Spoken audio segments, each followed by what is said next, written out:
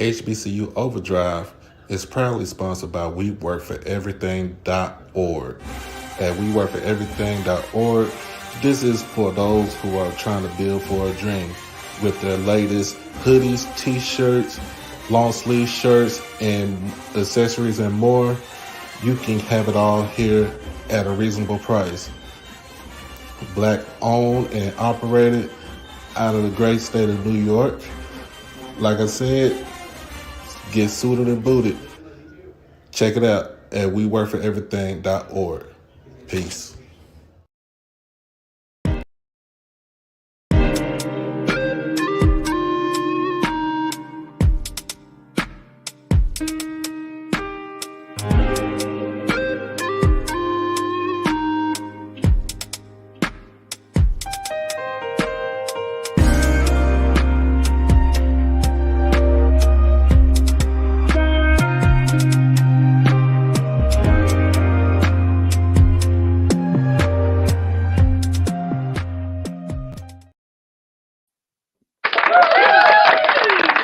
What's going on, man? What's going on, everybody? It's your boy Doc Holiday. We back again with another HBCU Tonight show in conjunction with HBCU OverDrive.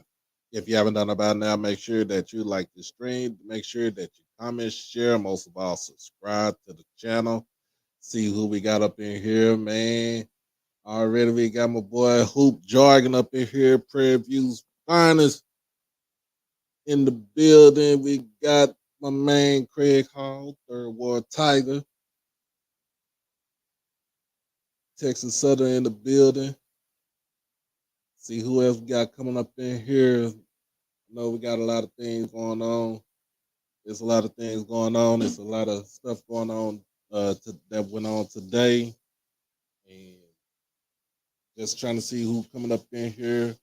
See if we get the discussion going on right here.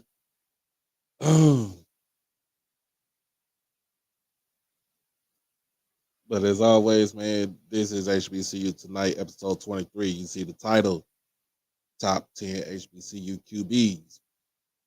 Is this list right? Is this list right? So we're going to get into that. But before we get into that, we got some announcements to make.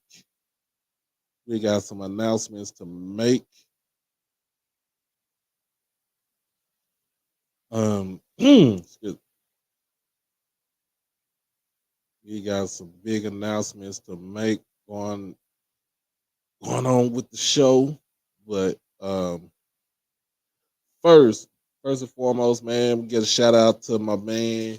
Give a shout out to my man Jason Brown from Jackson State. You see the reason why I got my Jackson State shirt on.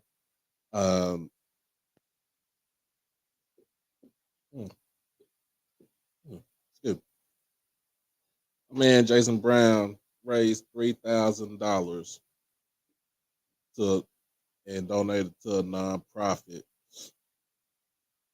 And it's the same canned food drive that he had earlier in the year. So I want to give a big congratulations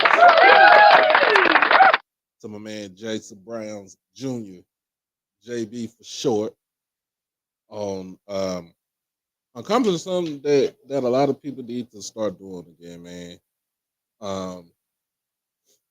Accomplishing something that people need to start doing. So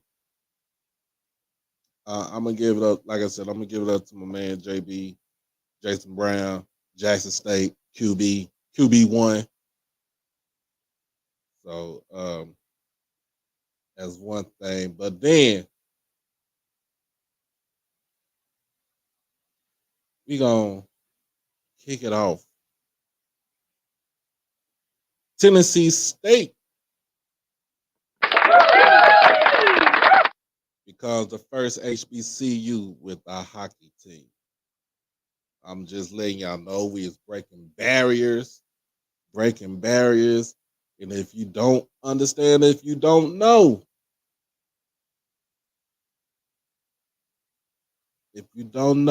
hockey was founded by Black people. Let that be known. Hockey is founded by Black people. Let's see, man. So that was big news today, and this will open up another pipeline for scholarships to be available. Uh, this would be another pipeline for um, revenue to be made. So I just want to put it in there. I just want to put it out there that I give congratulations to Tennessee State. I give congratulations to Tennessee State for basically doing something, making the impossible possible. That's how I see it.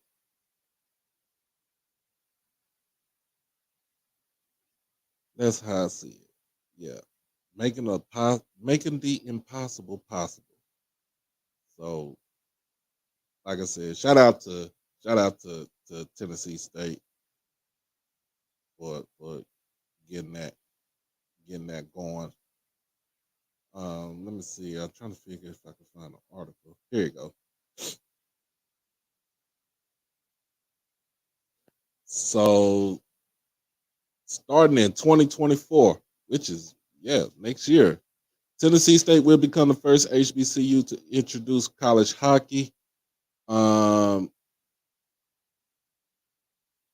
so they will announce its hockey program at Bridgestone Arena before tonight's NHL draft, the first HBCU to offer it. Which I mean, like I said, that's still monumental right there. So let's see, front office reading off of Front Office Sports.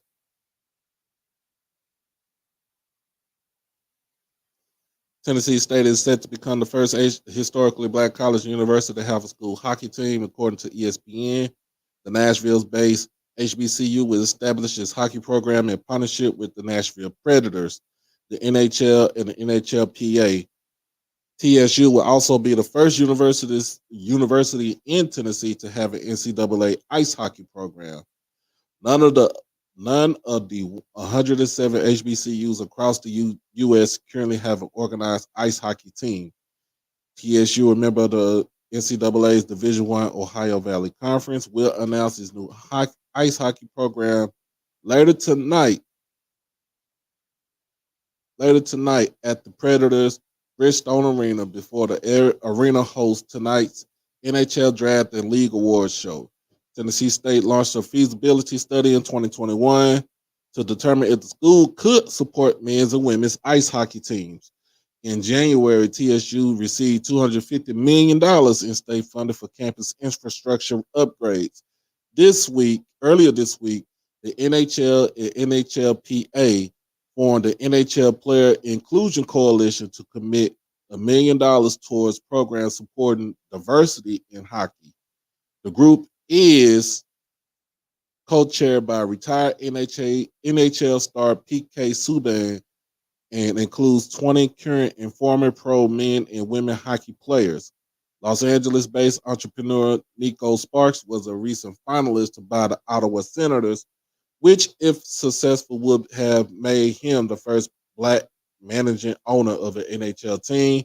The Senators were instead sold this month for nearly $1 billion to Montreal Canadiens part owner Michael Anlaw. Mm, mm. So the NHL draft is tonight, and they will, like I said, they like in the article said, they will announce their uh intentions on starting their hockey program, which, like I said, is monumental. Oh yeah, Craig, that's my fit. It's my fitted hat, man. I put all my little designs on here. It's my fitted hat, my Atlanta fitted hat, man. Let them know, please hit the like button. Please hit the like button. It's the only place where you get good news and good content from. So please hit that like button. So I'm I'm ecstatic. I'm happy about it. It's something that we need. It's something that we need. And I think if uh if this program is successful, then we might see other HBCU other schools in our diaspora to go ahead and fund that hockey team. And if you haven't, I'm gonna say it just like this. I'm gonna say it like this. If you have not ever, if you have not been to a hockey game, you need to go. You need to go. If you have not been to a hockey game before, you need to go. You don't know what you're missing out on. You might not understand the rules, but the excitement and all the hard hits, the fights, the scoring, like it's poetry on ice. That's what I call it. Poetry on ice. You will enjoy it and you will think about going to another hockey game again. But I don't know if Mr. Ford is gonna come on, so I put the link out there. Yeah, man, hockey, man. You go to a hockey game, bro. It's I'm telling you, you have so much fun, especially when you see a whole bunch of drunk white people there. You see a whole bunch of drunk white people at the hockey game. It is funny to see. It is funny to see, y'all. Man, look, I'm trying to shoot. I heard about it. I didn't even know until I seen it. They was talking about it, and I'm like, man, man, if they do get it, that I know I'm just state through and through, but I'll get a Tennessee State hockey jersey just because. Just because. But yeah, man, look, we gonna about to get into this show, man. We gonna get into it because I know at 9 o'clock we got Ken Clark going on. They'll be going on live tonight. Um, so we gonna try to get this thing cracking right there.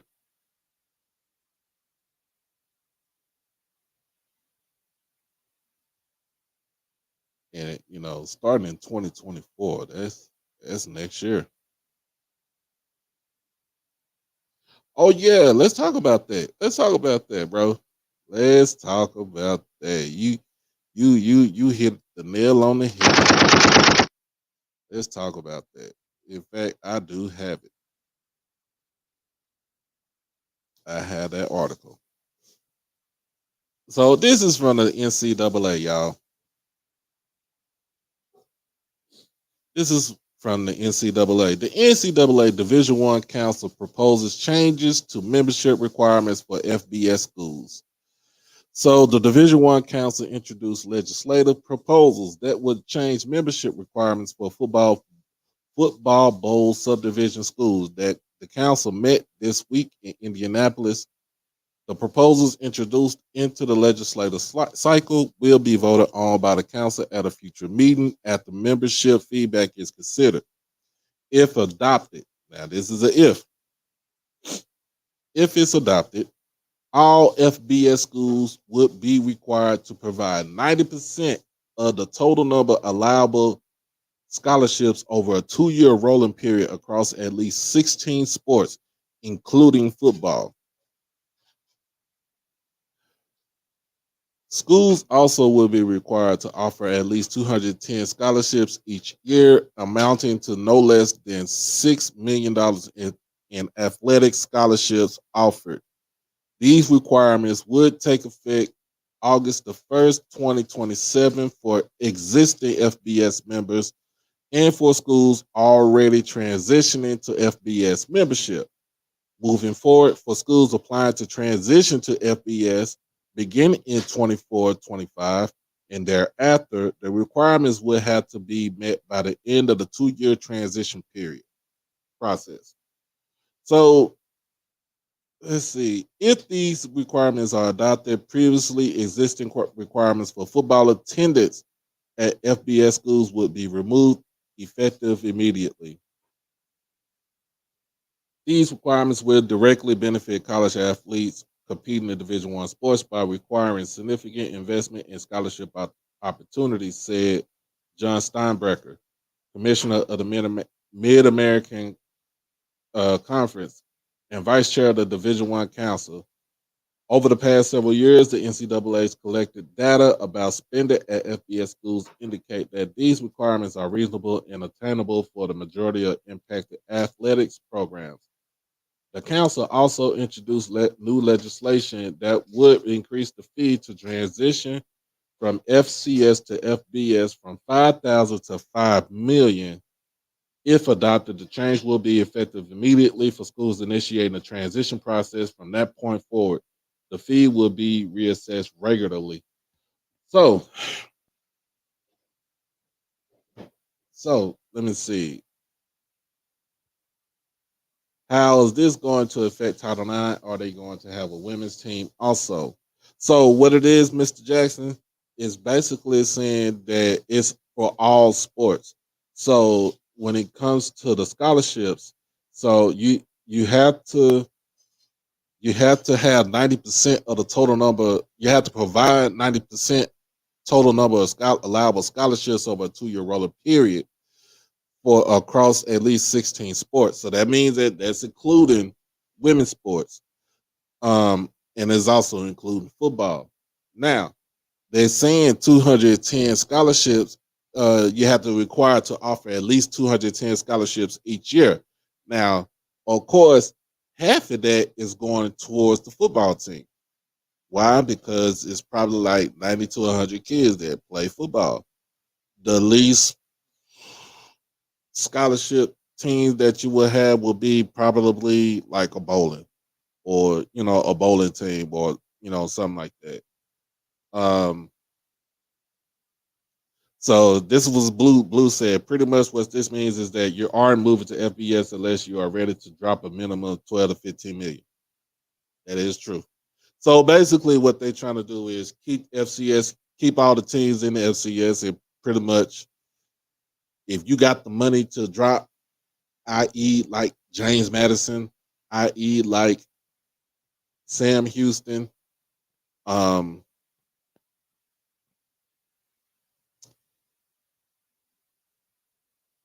you got a chance to Jacksonville State, you got a chance to move up. Yeah, and it is 85 scholarships for football. But that takes up at least 40% of your allotted scholarships for the whole overall. But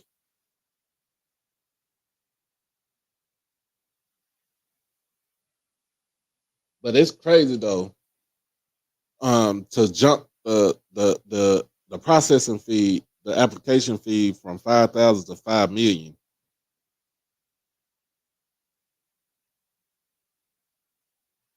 And yes, ma'am, Miss Body, you gotta pay to play. You gotta pay to play. If you want to be on that big stage, you gotta pay to play. That's the reason why I'm not even if I'm the SWAC or Jackson State, and I understand the reason why the commissioner ain't really biting on it. What for? Is it going to benefit us? Is it going to benefit? Is it going to benefit us in the long run? That's that's the question that we asked ourselves. Let's see. Say that 12 to $15 million doesn't include conference buy-ins or buyouts. The SoCon charges $7 million to lead the conference, so no team can move up without dropping almost 25 mil. That's crazy. So basically, what it's saying is that they want to keep these FCS teams where they're supposed to be in FCS. And if you got money like that, if you think you can move up, you're gonna move up. That's what I see. That's how I see it. That's how I put it. That's how I put it in context right there. So,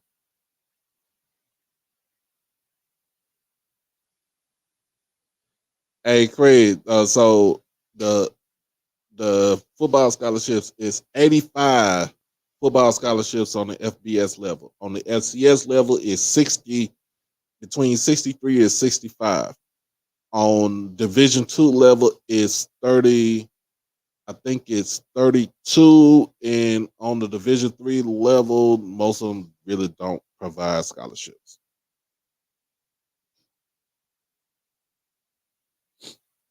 So the NCAA said the increased fees because they don't want to oversaturate the FBS. The goal is to encourage FCS teams in the FCS because that FBS TV money isn't the same divided by 2025 conference teams. I get you on that one. I feel you on that one. And basically, that's what I said. Basically, they say FCS needs to stay FCS. If you ain't ready, don't try to move yourself up.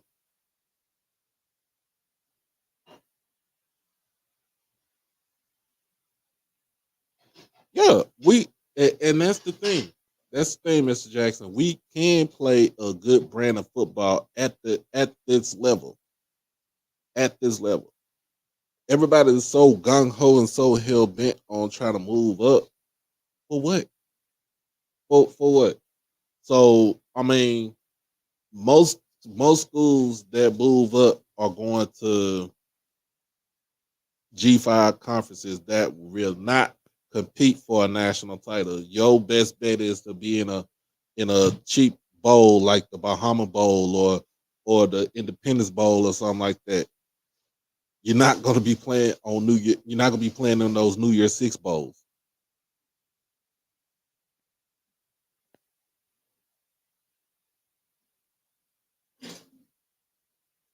Ooh, so plus the other news is that the FCS will get representation on the D1 Football Oversight Committee for the first time in history.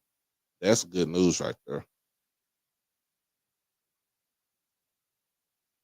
And it's true. We got to upgrade our infrastructure. And that's not just in HBCU football. It's on all levels. It's on every school that's at FCS.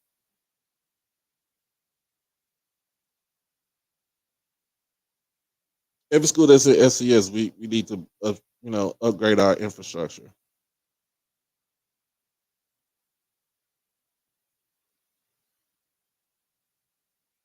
Let's see. What you guys say, Adrian? You been had to pay to be in those leagues. I've been saying y'all couldn't afford it, but y'all had to hear from Blue. You in the same boat too, bro. You went to Southern.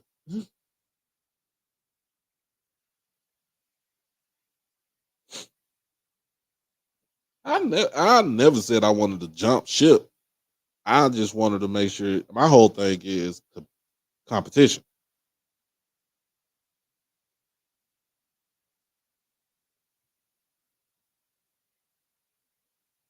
Thank you. Hey, that's correct. Ain't no need for any HBCU to move up. There's no need for us to move up now. Build our programs like North Dakota State, South Dakota State, like those schools in the Big Sky, the Big West. Um, I said Big West. They don't even exist no more. Um, build up the schools, build up your programs like that. We don't need to jump up. Even though that money does sound good, we don't need to jump up.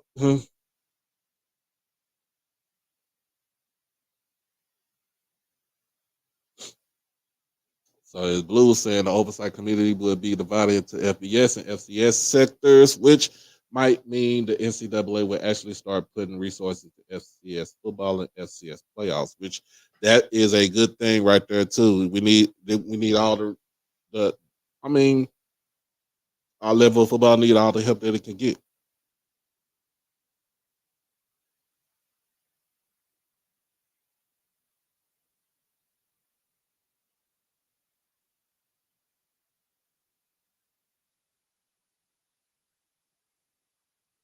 Uh now, Avis, I'm gonna be honest with you. We just stay. We need to stay where we at. We building up our brand, and we got a good brand of football. We got a good brand of athletics all together, y'all. So I don't think we need to move up or anything. I don't think we need to lead the SWAC. We don't need to do anything. Stay in the SWAC, just dominate the SWAC, and if we decide that we want to get back into the playoffs, hey, get our automatic bid back to the playoffs. Hey, let's go. Anyway. Man, let's get this thing cracking. See what Uncle's.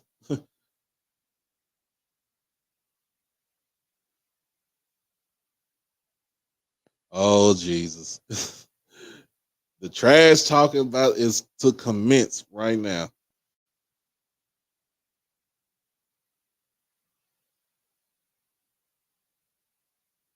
Yeah, and I agree with you, Mr. Jackson. I agree with you.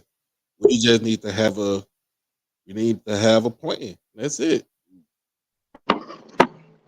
How you doing, Mr. Ford? Hey, can you hear me? Yes, sir. Okay, how's it going? Doing all right. All right. So we talked about the first thing we talked about is Tennessee State getting that gonna have their first hockey game. Hockey. What do you think about that? The hockey team going. Yeah, I saw it online. You just put it on the head. The NCAA is talking to schools like Tennessee State, who's saying all this stuff about they going to FBS, and North Carolina A&T, and not Howard, but Hampton. You know, all of them saying that in the next coming years, that they hope to be FBS. This is a statement to them that they don't want them in the FBS. You know, so that's what it's all about. But now what you're going to see, there are a number of teams in the FBS, they're going to come down to FCS because money is going to divide. It's going to be the haves and the have-nots. And a lot of those schools in the FBS, they don't have it. They're the have-nots. They're just in the FBS. Right. I understand right there. I figured, you know, the reason when I seen it, and I was like, well, it's basically just to keep just to keep the FCS the way it is. It's not just it's not just for black HBCUs, the HBCUs all around. It's for every school in FCS. Wherever how many schools that's in FCS, it's for all those schools that are in that subdivision right there. So it's basically for well, the Power 5 schools want to separate themselves from the FCS people and these Group of 5 and all that, because basically the NCAA has to do everything the Power 5 say right now, because if they don't, the Power 5 can easily leave. They can dismiss them easily. Yeah. So that's what they said. See, the Power 5s want to monopolize that bowl money, and that's what they're going to do. Yeah. They're going to get that money. See, that was the whole thing. See, when they put together, remember the BCS? Oh, yeah, that was trash. Okay. The school that killed the BCS was Tulane. Remember, Tulane went undefeated that year, and they felt that they should have got a shot at the national championship, and they didn't allow them in. And so what they did, they sued the NCAA. That's why they had to get rid of the BCS. You remember they had Sean King. It was Sean King was that quarterback. Let me see who else was on. I think that was Tommy Bowden was the coach, wasn't he? Bowden was the coach on that. Yeah.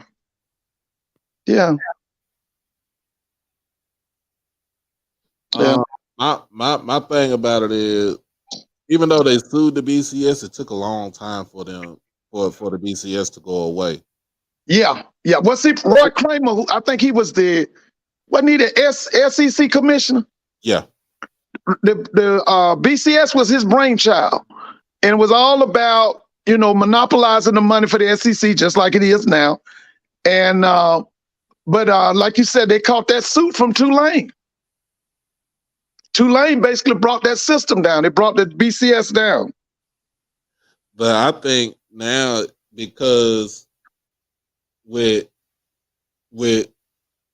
some of these group of 5 teams that, group of 5 conferences that have good teams that jump themselves into that New Year's Six bowl, that playoff picture, they don't like that. It was crazy because you think about it. You think about it. That year that Tulane went to the was at the Sugar Bowl. I think that was it was.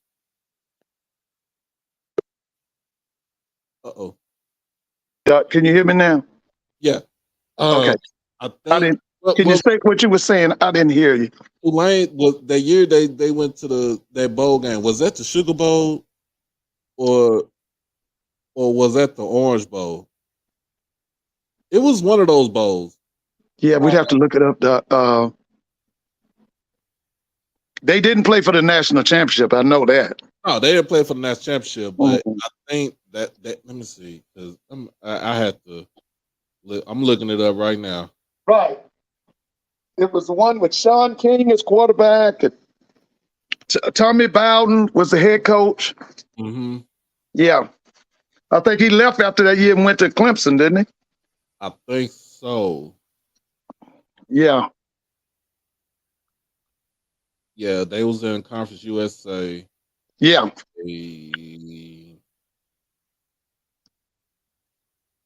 Yeah, 1998. Yeah, that was the year. Okay. They were 7-0.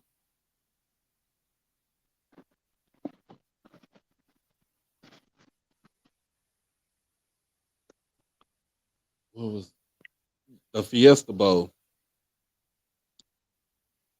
And who did they play? Nope. I'll take that back. They were in the Liberty Bowl. Okay. They were in Memphis. They was in Memphis. They beat BYU. They felt like, because they got screwed. I think they got screwed out of it. Right.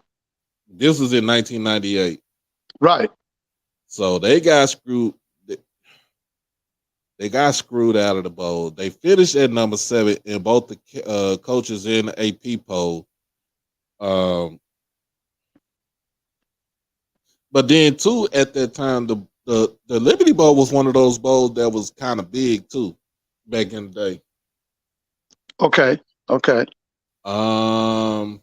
But just think about this past year when they won the AAC, and they ended up playing in the Cotton Bowl and beating the mighty Trojans from USC. Oh yeah, they've come a long way. That guy's good now. Willie Fritz. And let me tell you how old I am, Doc. I remember when it was 4 college bowls. I think it was the Rose Bowl, Cotton Bowl, Sugar Bowl, Orange Bowl. And then later on came the Gator. Was it the Peach Bowl? That was out of Atlanta. Uh-huh. And then we had a Blue Bonnet Bowl. They started adding bowls. Yeah, but when I first started watching football, I think it was 4 bowls. Okay. Yeah. Cotton was out of Dallas. Yep. Orange was Miami. Rose Bowl was out of Pasadena. Mm-hmm. And who am I? I know the Gator Bowl was out of Jacksonville. And the Sugar Bowl is in New Orleans. Sugar Bowl was New Orleans. Yeah. Yeah. First, so when I remember, it was Archie Manning and them. Archie Manning was at Ole Miss. O.J. Simpson was at Southern Cal. Yep. Yeah. So Blue was saying, he was trying to tell you, Mr. Ford, he said that he was trying to tell you over a year that get ready for UMass and New Mexico State and those other schools to bring themselves back down to. Yeah, that's what I'm saying. Oh, yeah. And you're going to see more. Because you see, like you said earlier, if you can't pay for it, you ain't going to stay up there in FBS. They telling you bring your money. If you ain't got your money, go back to FCS. Right. Yeah. So if you ain't got the money, you got to go. Remember, we've been talking about the average. We said the average FBS school was spending $66 million. That's what they're going to tell you. Why would you make it from $5,000 to $5 million? You trying to tell people to go home. Yeah, and like I said, those other conferences like the Mid American Conference, the Conference USA is a joke now. Yeah. What's going on, Zoe? I'm gonna bring Zoe up here. Conference USA is a joke. The Mountain West can compete up there with the other conferences in the Power Five because of where it was, because you had the Boise State, you got Nevada, you had those schools right there, those teams right there, and they could compete, and they were able to compete. But like, what's another conference that's so small and minuscule that nobody really don't care about? You mean nationally?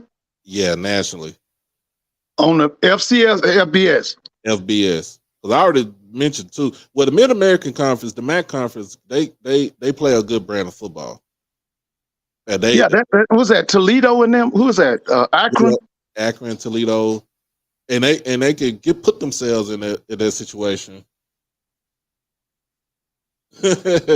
Blue said he wished that Conference USA and the MAC would just drop down to FCS. That might happen.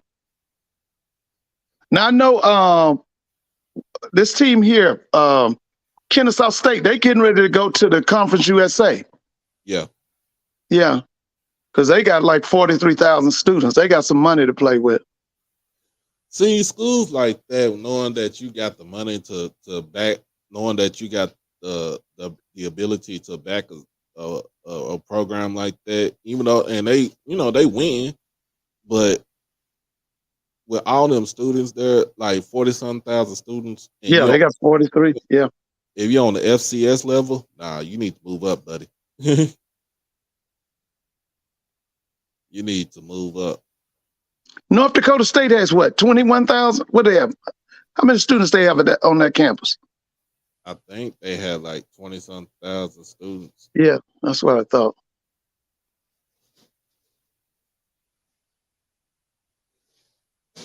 No, James Madison, when they were in FCS, they had over 20,000 students. Oh, yeah. I mean, Marshall will go from, well, shoot, Marshall used to go when Marshall was in FCS. Let's take off the FCS. When they was in Division I AA, they were competing for national championships. Yeah, that was Randy Moss and them, right? Moss and them. Yeah, because they played Howard. I remember they played Howard one year. So I'm just saying. Oh, they say they got 9,000 to 10,000 people. Who is that? At North Dakota State. Oh, North Dakota has 9,000 to 10,000. Yeah. What's going on, Zoe? What's going on? Man, we just talking about this gangster move by the NCAA. I mean, I wouldn't really call it a gangster move. It's just protocol for what they do. Yeah. I mean, people have to understand that everything that they do is built up for the Power Five. I mean, it's been that way. I mean, that was the whole purpose of creating 1A and 1AA. True. I mean, so everything that they've done, every rule that they put in place has been as a demarcation between us and them. And I say us, I mean FCS, or a segment of schools that they want to separate from all the others. Right. I mean, I'll just put it just like this.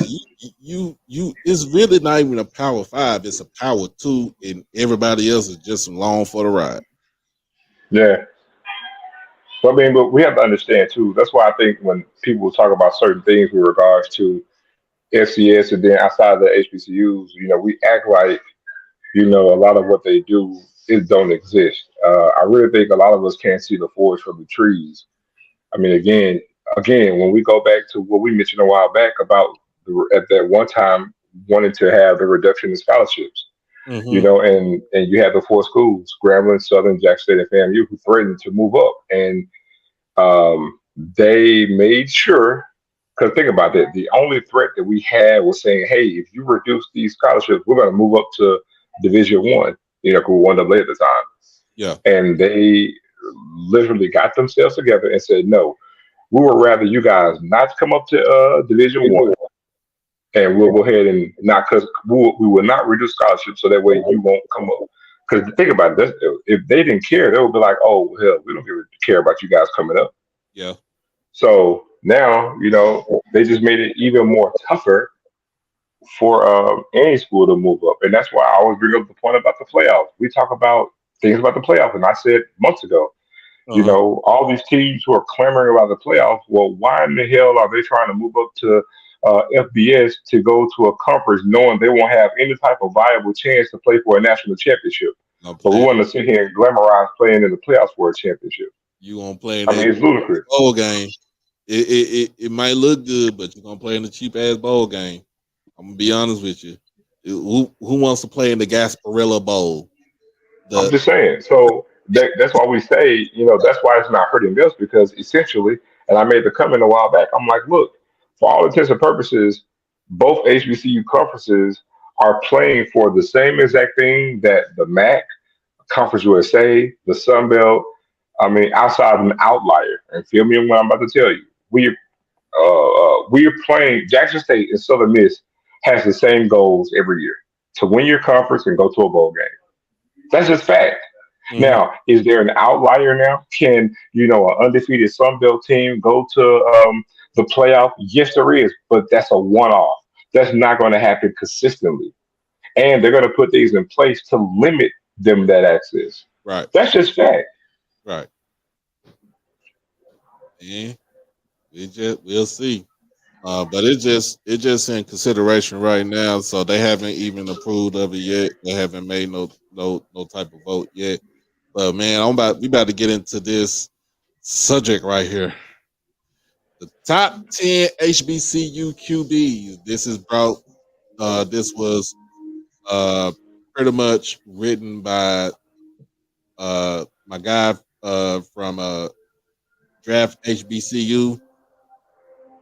Uh, so is my boy Gerald Huggins, of course, ex-player from Virginia Union, and he I'm going to say something there before you get started because I haven't seen the list. I don't even know who's listed. All I know is because I'm going by this graphic, they better not have their quarterback from Howard nowhere in this top 10. you about to be very pissed off then. That's Man, the reason why we okay. got to talk about it. You ready, Mr. Ford? Yeah, yeah. All right.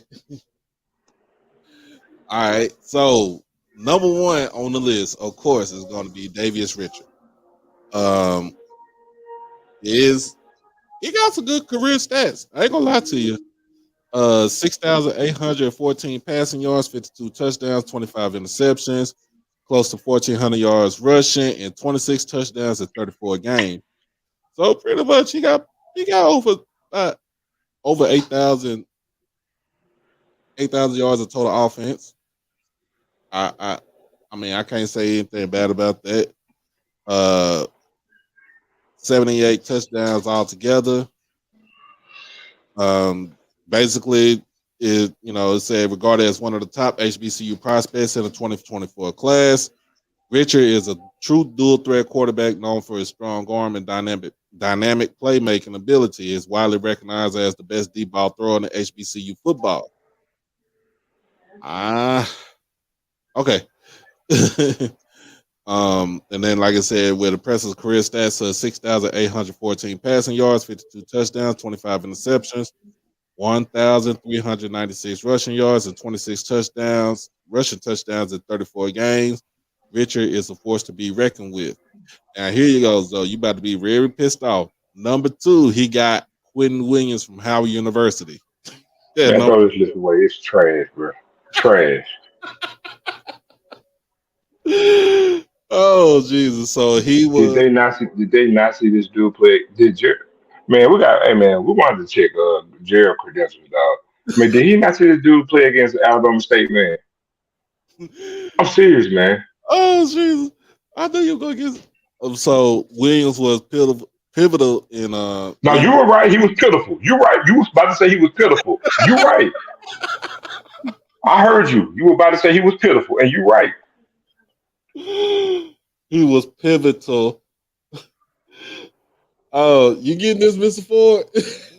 Yeah, I agree with that. I thought he was the biggest weakness Howard had last year. I thought they had Exactly. a The solid team. biggest weakness.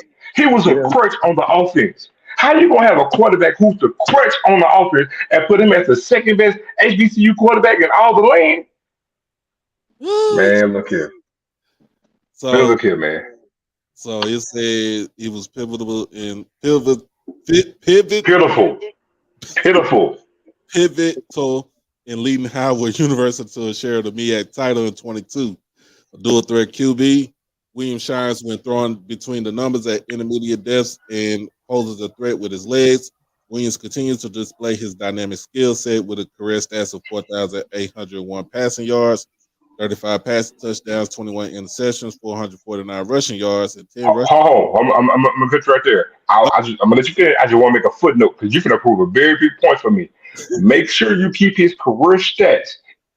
Keep that down Oh, it's because I'm gonna make oh, I got it on the phone. because I'm gonna tell you something. I'm gonna make an argument. Now, I'm not gonna sit here and say I can make a very valid case that Andrew Body should be over this kid. Now, I'm not saying Andrew Body should be number two, but there is no way in hell this quarterback should be over Andrew Body. I can make a damn good case for that.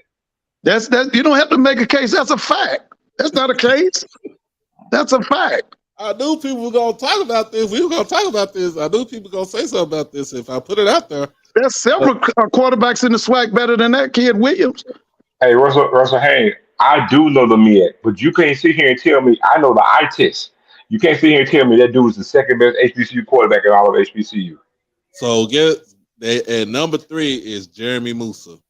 Pocket passer with a knack for the deep ball accuracy. Moussa showcased his skills during his first season at Florida A&M with 2,732 passing yards, 21 passing touchdowns, and 10 interceptions in 22. Moussa demonstrated his ability to make precise throws and contribute to the team's success with his number one target from last year gone.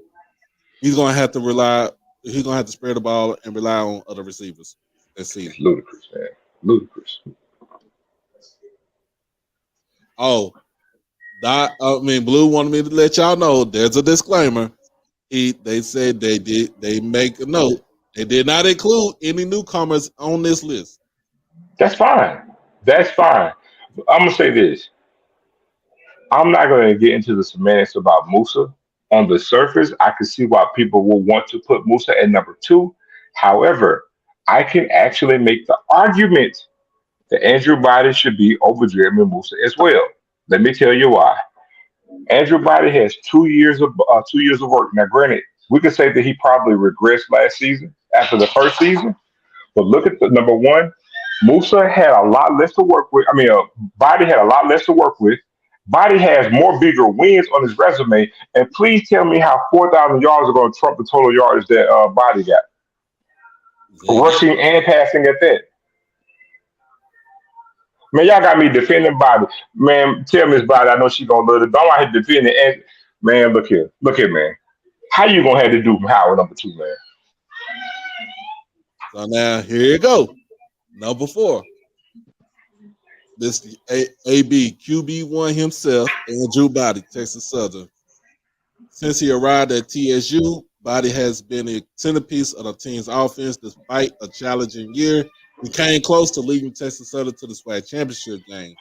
As a dual threat quarterback with solid accuracy and decision making in the short passing game, Body is a constant threat through the air and on the ground. His career stats are 4,048 passing yards, 27 passing touchdowns, 10 interceptions, 1,397 rushing yards, and 10 rushing TDs in 22 games speak volumes about his impact. So, of course, you take Andrew Body out the team, they ain't winning jack. They ain't winning nothing. You might as well just say, Clarence McKinney, here's your pink slip. So, now, like you said, I would have put Andrew Body at 3. I'd have put Jeremy Moussa at number 2. I put it just like that. And I don't want to defend Moussa like that. I think Body brings more to the table than Moussa. The fact that he is a dual threat to me puts him over Moussa. And that's true. That's true. So now number 5, Malcolm Mays from Hampton University. Let's see. Is known for his fearless and aggressive approach as a gunslinger QB. While he occasionally struggles with turnovers, his ability to push the ball downfield keeps defenses honest. Additionally, Mays contributes to the run game, making him a versatile asset for Hampton University. In 22, he amassed 1,574 passing yards, 15 touchdowns, 15 interceptions, 171 rushing yards, and 1 rushing TD in 11 games. That is mediocre right there. How Hampton hadn't had an outstanding quarterback since Jet Duffy. I'm sorry, that's mediocre right there. Yeah. 15 touchdowns and 15 interceptions. That means that you know what? Every game he threw an interception in a touchdown in every game. Yes, Paris. 15 and 15. Yeah, just say what the hell.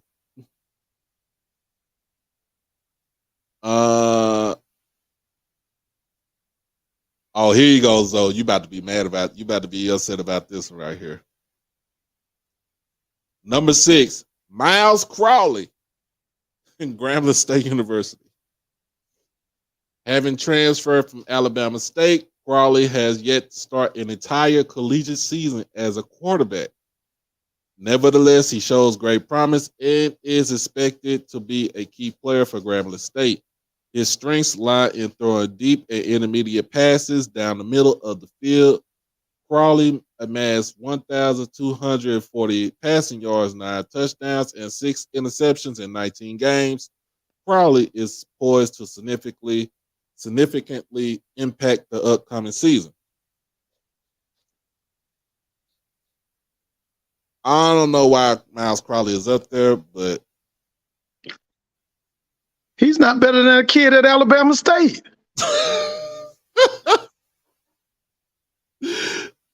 Oh, gee. Hey, Zoe, you on there? Man, this list is ludicrous. Yeah, it's ludicrous, man. Here go another one. Number 7, Aaron Allen from Alcorn. So, Allen, the transfer from Louisiana Tech, excels in play-action passing concepts, operating within a run-heavy team. He effectively drives the ball downfield, utilizing his arm strength to his advantage. 1,424 passing yards, 8 passing touchdowns, and 7 interceptions in 8 games. In 22, Allen had a solid first season for Alcorn. This list will be He's not even the best quarterback on campus. Yeah, Blue already said it. He ain't gonna be starting this season. He's not even the best quarterback at Alcorn. Just bear in mind, this whole entire list will be null and void after week 1. All right, number 8, Trazon Connley from Prairie View. Connley, a dual threat QB, had a stellar season in 22 and is renowned for his dynamic running abilities. As a passer, he demonstrates proficiency at intermediate depths and remains stable against blitzing defenses.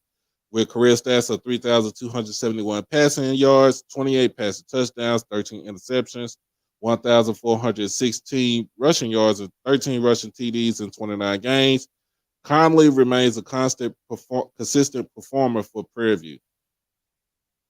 He's too far down. He should be higher up. I agree 1,000%. Yes, yes. How you gonna have Aaron Allen overcome?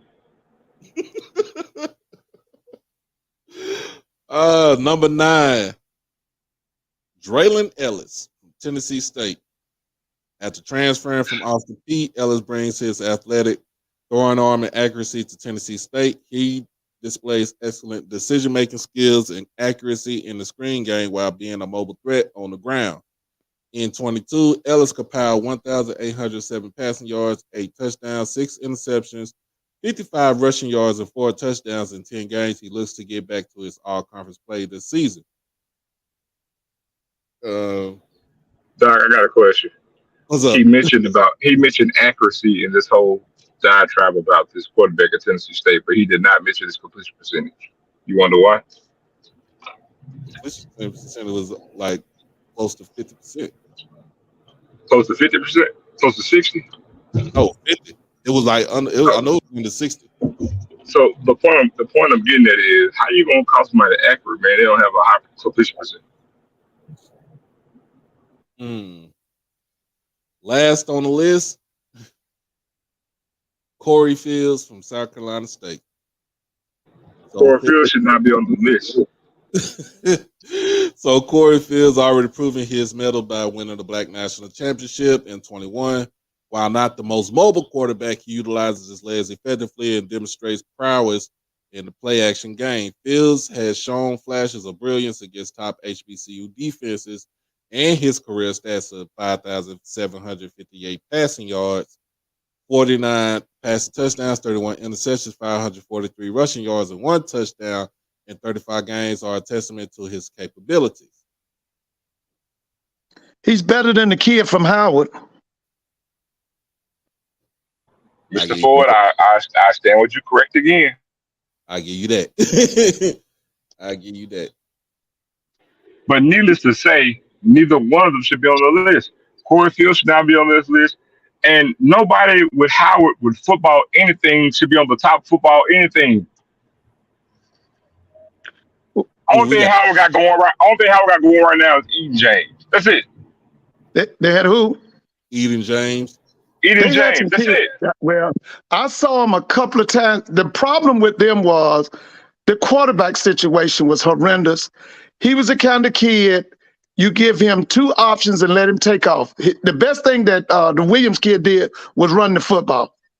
Okay. And I thought that Lee was running a offense that was too sophisticated for him. But there was some players at Howard now. That was, especially on that defense. They had some kids. The defense. They had some kids now. They couldn't overcome the quarterback play. The quarterback play was horrendous. It was awful. Quarterback play killed them in certain games. Yeah, it was bad. Even though they won. They went 5-1,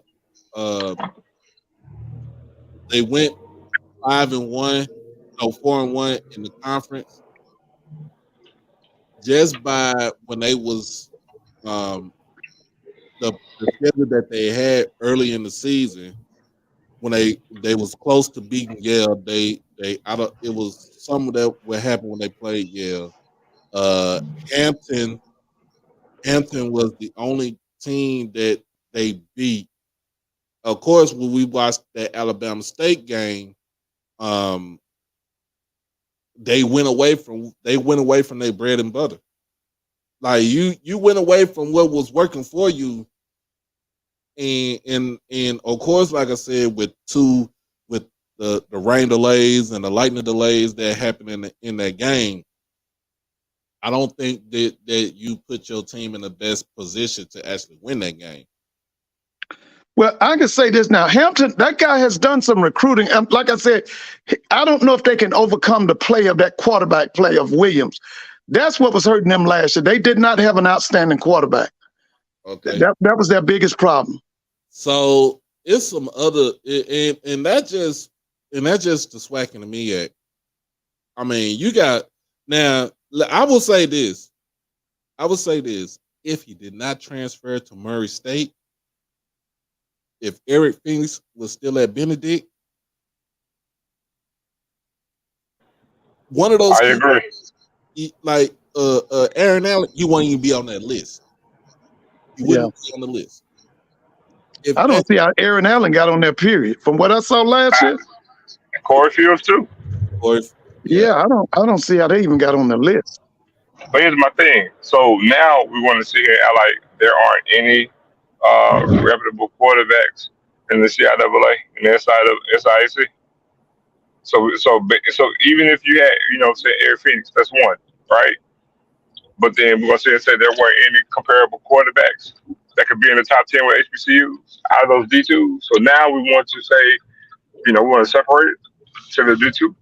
Nah, man, don't sit here and tell me you can't find a quarterback in one of those two leagues who's not better than Corey Fields and Eric Allen. And damn sure the quarterback from Howard. I'm sorry, man. That quarterback from Howard was trash. You got him number 2. Yeah. Got him at number 2. I looked at the list, and shout out to the people who talked about this last night. The wild card guys from Alabama State, they talked about this last night, and they kind of pretty much proven our point. Also, with what we've been talking about, why would you put Quinton Williams at number 2? Why would you have Aaron Allen on the list? Because he only played 8 games and he was inconsistent. Because the reason why he was even mentioning this because he has a power running back behind him in Jarvion Howard. Right. Corey Fields had a terrible season last year. He had a terrible season last season. And then you got Trazon Connley is rated too low. You got a dude that in Malcolm Mays that threw 15 touchdowns, but also threw 15 interceptions in 11 games. And even having Miles Crowley on the list where he's only he's been part-time. The man's been part-time for the 3 years that he was at Alabama State. And now he's about to jump into the big on the big stage with Grambling. Amen. Corey. Go ahead. Uh-oh.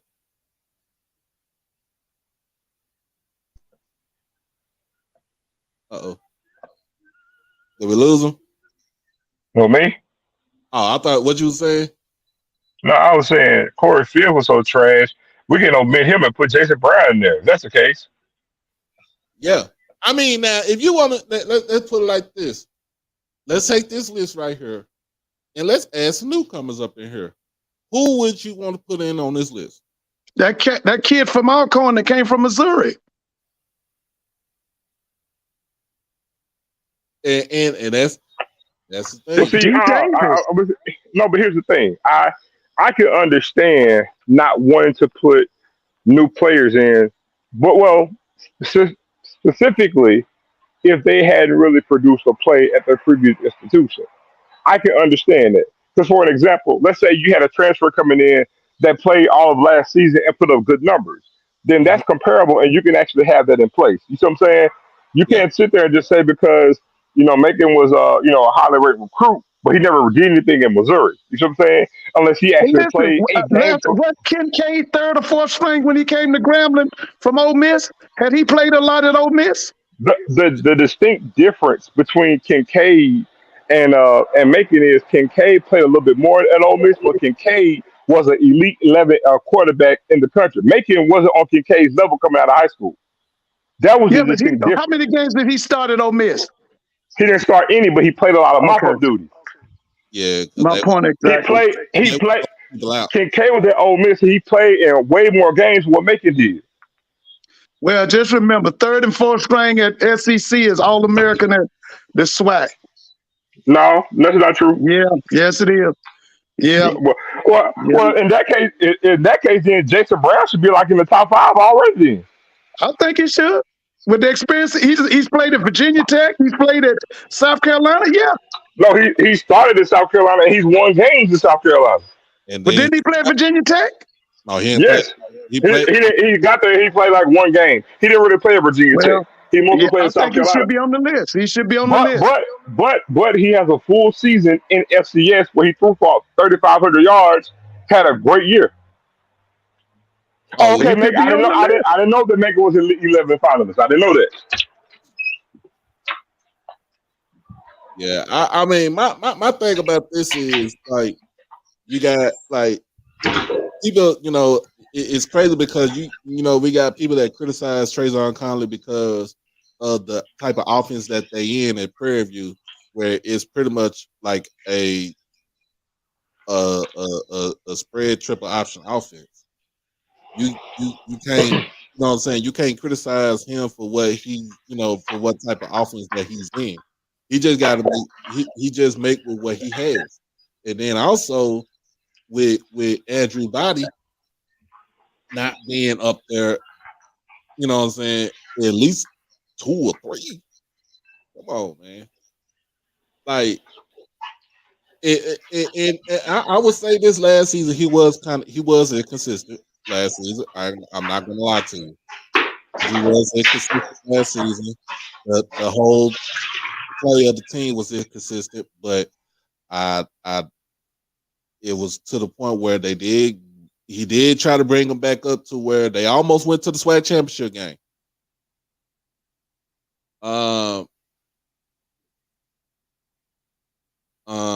But like I said, the 1 and 3 is good. Davius Richard and Jeremy Moussa, you know what I'm saying, those were good in the top. But I say Moussa should have been number 2. And you can drop Quinton Williams down to like 4. Take him off. He shouldn't be on there.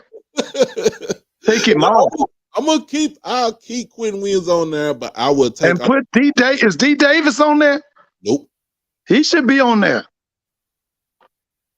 He better than Quinton Williams. Nope. And take Miles Crowley off of there too. Yeah. Did Miles Crowley start over D Davis? No, he played mop-up duty. That's the reason why he transferred. Okay. And plus he graduated too. I think Miles had graduated also. So see, the key word here is credibility. The guy that wrote this article, he has no credibility. If you're gonna be a media, you're supposed to have credibility.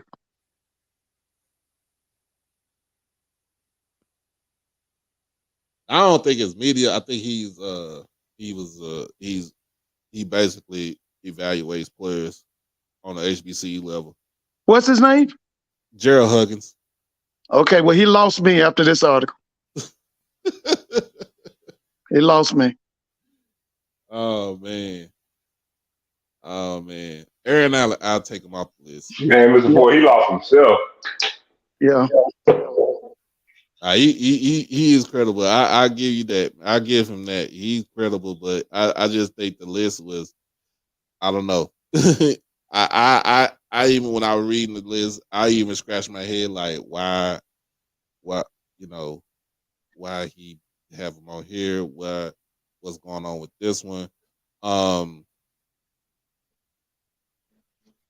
Because I know, like I said, it's a lot of quarterback. It's QB play that's better at other HBCUs, and it should have been on this list. I understand why Draylon Ellis is at number 9 is because he was injured most of the season. He was injured. He was injured in parts of the season. But he did shine. He did flash his potential, especially in that Eastern Washington game, which they should have won. Yeah. They should have won that game. He's got Notre Dame the first game, right? They got Notre Dame the first game. Yes, we'll see a lot in that one then. Well, see, Doc, look at what you just said. You know, Draylon Ellis showed flashes, right? You saw like, hey, he got injured, but you saw flashes. You saw something to sit there and say, you know what?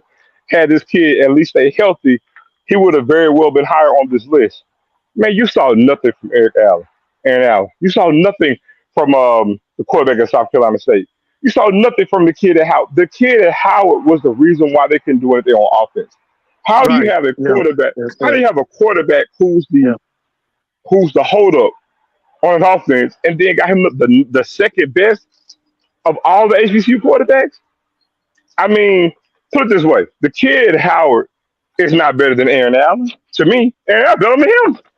Yeah. I'm like, how in the world? I don't get it, man. How do you have the kid from Howard over Body? Like, make that make sense, man. Body has better wins, better stats, played with less. He did more with less. And he has the rushing yards. Yeah. Like, come on, man. I just it's ludicrous. Ludicrous. And Blue, I think Blue agree with me. I think if if Draylon Ellis was healthy, he would be top 5. Draylon Ellis healthy and with a decent offensive line to protect him will be a top 5. They have a running game, and then they got a damn good defense that's coming in right now. I was So about to say, didn't they make that a priority at Tennessee State to go get some big time linemen? yep, he made it. Yep. Yeah. George made it. He made it his mission. Like, look, I gotta protect my asset. Yeah. Because remember, they lost to Lane College on campus.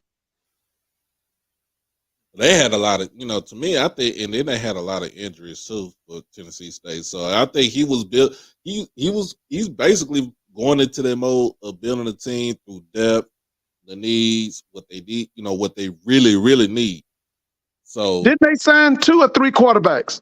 Tennessee State signed what, 2 quarterbacks or 3? I think they signed a couple of quarterbacks. I don't know the exact number of quarterbacks they signed, but they did sign a couple of quarterbacks. Right, because after the Ellis kid was hurt, that kind of killed their season, didn't it? Yeah, we already know what game it was where the downfall was going. After they played Jackson State in that Southern Heritage Classic last season, it was it. Yeah. He got beat up in that game. Corey Fields with South Carolina State. It was when they lost to Morgan State, that was pitiful. Yeah. When they lost to Howard, when they lost to Howard, that was pitiful right there. When they lost to Howard, when South Carolina State lost to Howard, that game was pitiful. And they fired the offensive coordinator at the end of the season. And in that game too, I think they took Corey Fields out of the game and put him. I think they did. Yeah. And put Pro Williams in there. So yeah, like I won't have Corey Fields on this list. Watching him last season, he was injured, but he was inconsistent. Plus, you didn't have a running game for him because he needs that. Yeah, he's not the biggest dude either. He's only like 6. I think he's only like 6 feet tall.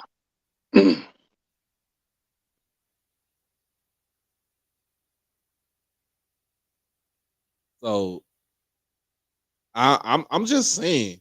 And then what got me when I'm looking at this list to have a QB that was that threw 15 touchdowns and 15 interceptions, that was asinine to me right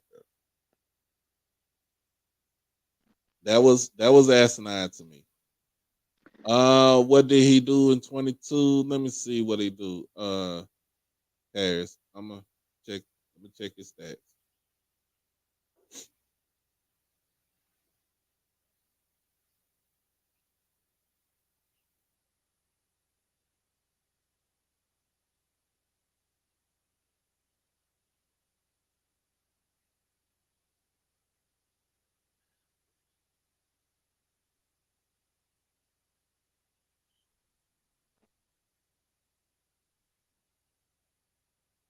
Yeah, he's not a big dude. He's 6 foot, 180 something pounds. He's not a big dude. Trying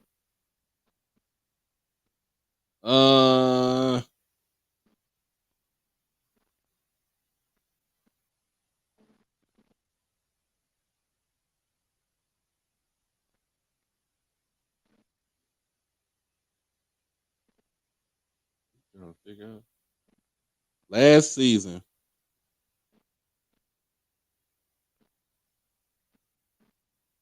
season, he completed 58 passes and threw for 141. Had 8 touchdowns and 8 interceptions. for 748 yards. Who was that? Corey Fields with a 41% Ooh. completion rate. And they didn't And bench him?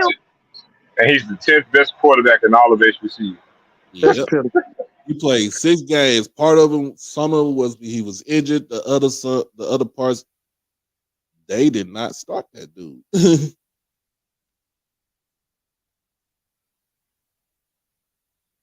Harris, that is what Corey Fields did in 2022 for South Carolina State. And you mean to tell me that he's about to have a breakout season this year? And you look at the schedule that they got? No. How many FBS schools they playing? You know, they usually play 2 or 3. I'm about to check their schedule now. Yeah, they usually play a lot of them at the top of the schedule. But they do. They opened up the season against one. Yep. Yeah, that's what I'm saying. I'm picking Jackson to blow him out. I'm picking Jackson to blow him out by at least 2 touchdowns. So they play Charlotte. And they play Georgia Tech. That should be a blowout. Back to back, Mr. Ford. Yeah. So they'll be 0-3 or 0-4? 0-3. They first 3 games, Jackson State, Charlotte, Georgia Tech. Yeah. Then they have a bye week. Then they got the Citadel. I don't know too much about the Citadel, but the first 3, yeah, those are blowout games. And then they got Virginia Lynchburg. That's a win. Tennessee Tech. I don't know. That's rough. Delaware State in Dover. It's hard, and I heard stories from the sayers. It is hard to win in Dover, especially. Yeah, that's like Valley. That's the Valley of the Northeast with that field, man.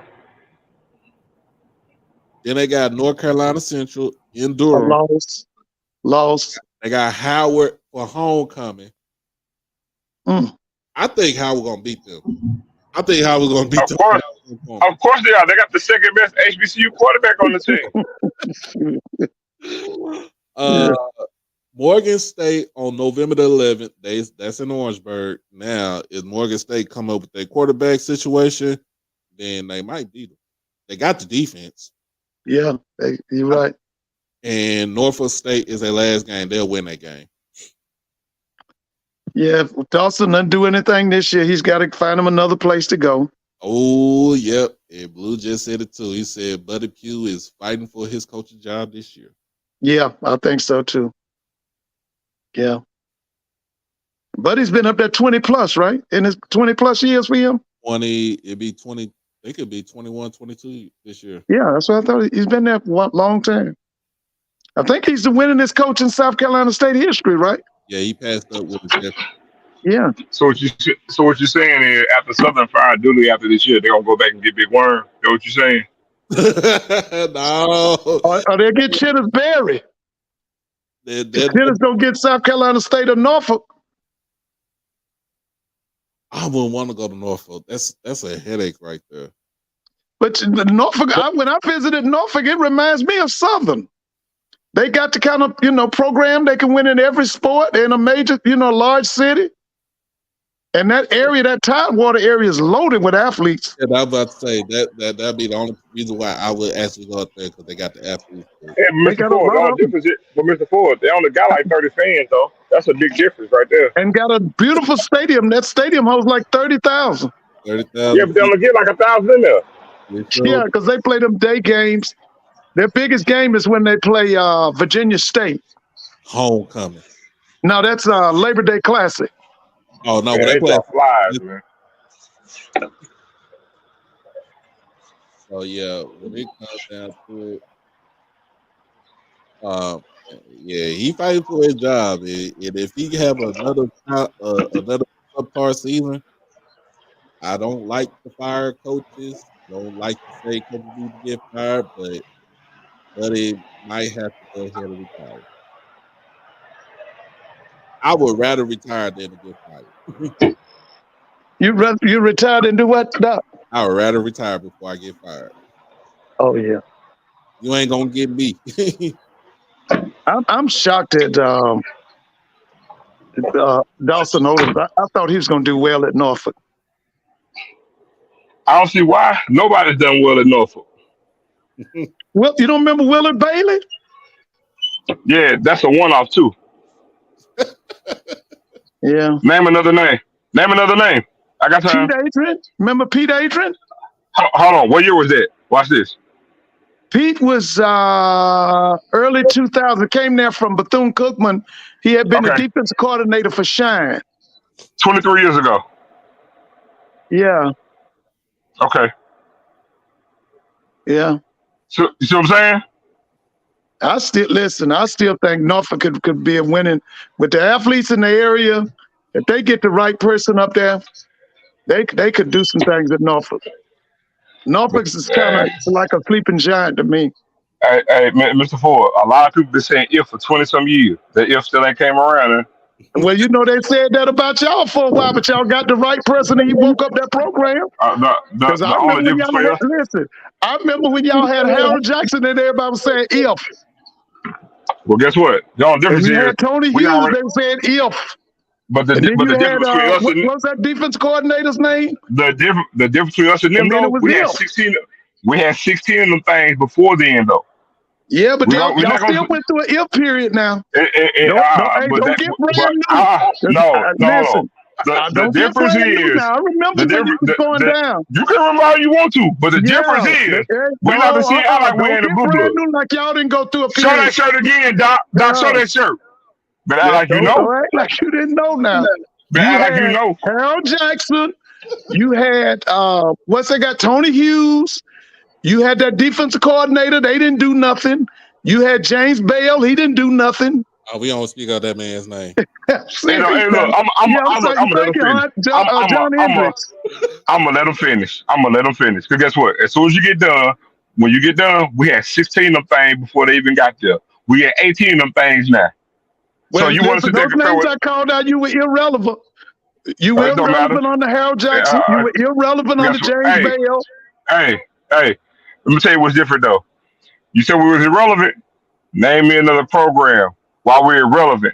Lead the nation. The folks, we got the eyeball, we command the attention, and we still putting asses in the seats. When you want to talk about Norfolk State and what they did about 20-some years ago, the difference is show me how many MEAC championships they got. I got more rings than Norfolk State. You mean now they hadn't done nothing in football, but that basketball is top notch. You moving the goalposts. We ain't talking about that basketball on this platform. You talking about football now, but we talking about football on this platform. I got more rings than Norfolk State.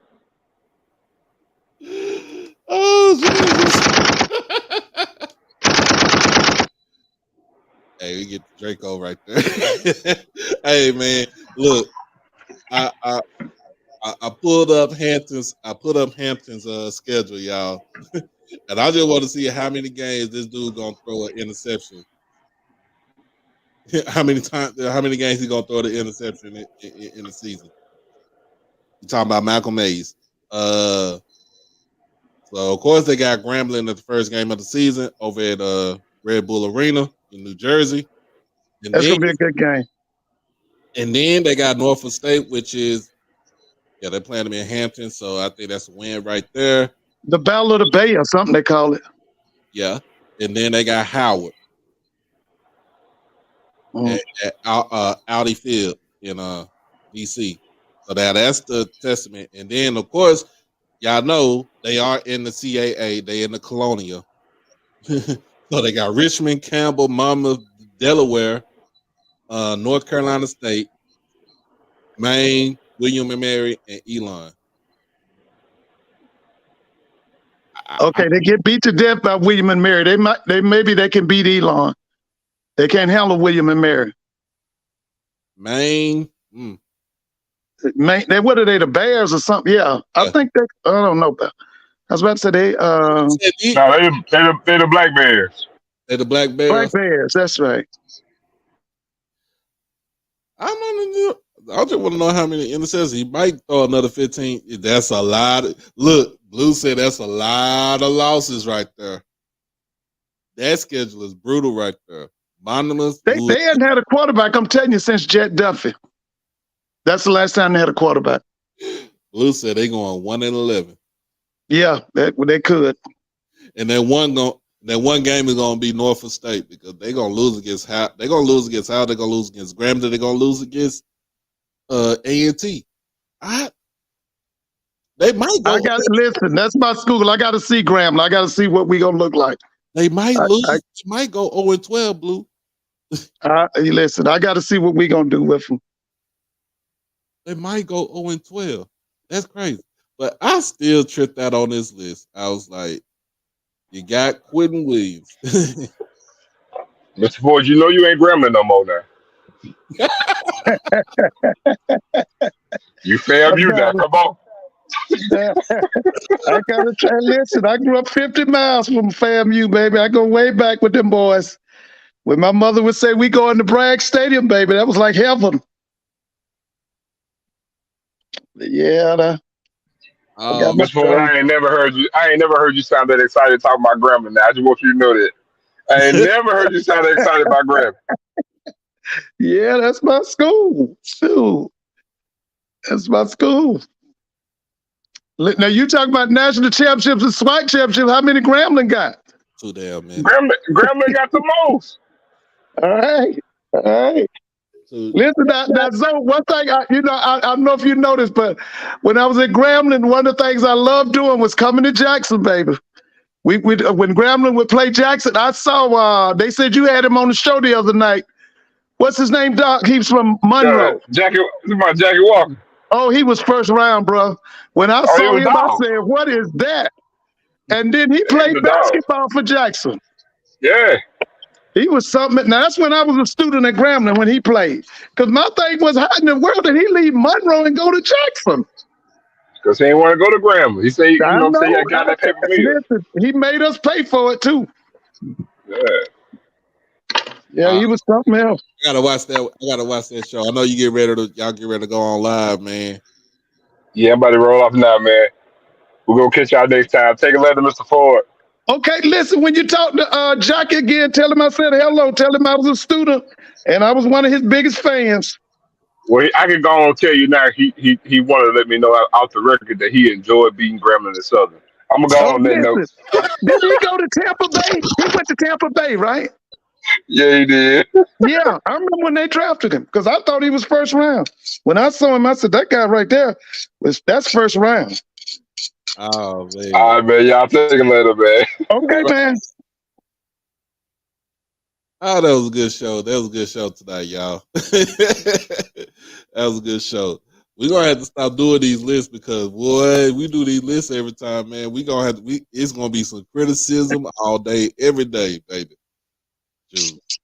It's going to make me sound like Mr. Ford up in here. Nope. Yeah, who is it talking about? I'm jumping from bandwagon to bandwagon. I give people credit where credit. Who is this, Green? Coach Green. This Coach Green. Oh, okay. Thank you, Coach Green. Thank you. Thank you. Oh, right. You're right. The list is wrong. Yep. But yeah, man, it was a good show tonight. I'll be back on tomorrow with Aaron Webb from Mississippi Valley. That's a new commit that they got that's coming in from Tennessee Martin. So he'll be on the show tomorrow night, and then I'll probably be off Friday, and then we'll be back on Saturday night. We're gonna try to see. I'm trying to get some more info about that hockey team that Tennessee State gonna get going in 2024. So, like I said, you ain't never been to a hockey game, y'all might want to put that on y'all bucket list. I might want to put that on y'all bucket list in 2024. Make sure y'all go ahead and put that on your bucket list to see a HBCU out there on that ice. Got anything else going on, Mr. Ford, before we roll up out of here?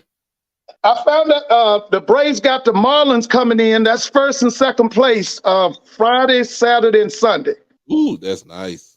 And then the All-Star game, I think, is July 7th, I think. Yeah. Oh, and by the way, did you see the, what's it called? The Learfield Athletic Directors Cup? The highest rated HBCU athletic program was North Carolina A&T. Wow. Yeah, they had them rated as the top program. You just look up Lear Field Athletic Directors Cup 2023. Okay, I'm gonna look that up, and I'm gonna look that up. Yeah, and they had I think it was A&T was the highest rated Black athletic program.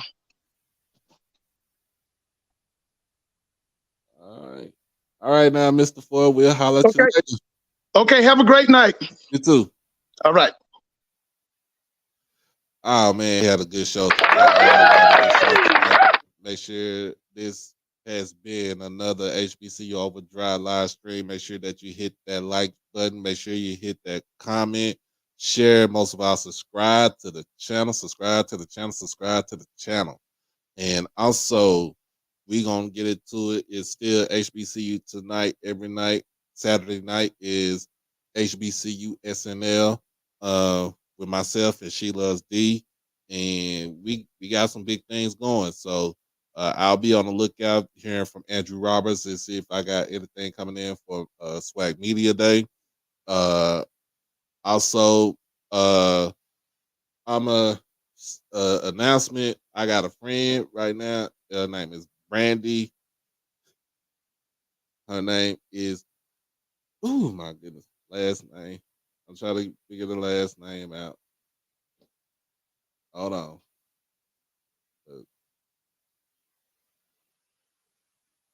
Brandy Hughes. It always slips my mind. Brandy Hughes, my friend, she is in the hospital right now in Kentucky. Her blood pressure was super high, close to stroke level. Y'all can put her, y'all keep her y'all prayers. She has 4 kids, two girls that are adults, and 2 boys. One of her sons is actually going to Louisville to play football as a receiver. So I'd already hit her up, told her she need to make sure she take care of herself and check on her blood pressure and stuff. So we don't need to go through all that, and the kids don't need to be without their mother. So make sure y'all put her in y'all prayers. Also, shoot, just put everybody in their prayers here, here in Texas, because the heat is kicking our butts right now. And make sure y'all check on the elderly in this heat wave. If you are here in Texas, in DFW area, make sure we check on our less fortunate. Make sure that they're good and that they are hydrated and stuff. But as always, y'all know we about to roll up out of here, roll over to Ken Clark in the 1400 Club. Whatever they got going on today, we're gonna have fun and talk about it. But this has been the HBCU OverDrive live stream, where all HBCUs matter. Hit the notification bell to get everything HBCU OverDrive. We out this thing. We are out this thing. As always, be blessed. Y'all stay safe and y'all stay dangerous. Peace.